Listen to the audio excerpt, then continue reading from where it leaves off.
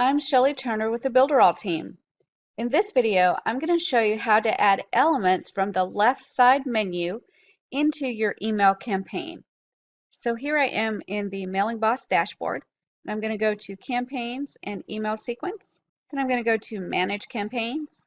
And in that very first email, I'm going to go all the way across and go to Update. And remember, this email has to be paused before I can make any changes to the email.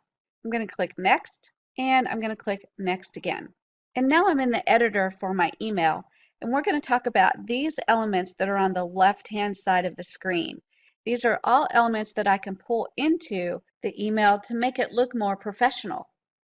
So each of these elements, all you need to do is click and drag them over, and you'll see a gray bar. When that gray bar appears, if you drop that element, it will appear in your email, right where that gray bar was at. So you have many to choose from, so let's add a few.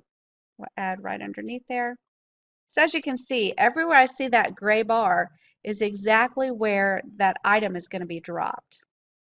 I'm going to scroll down and add another element in here. Here we go. And we'll add one more element in here.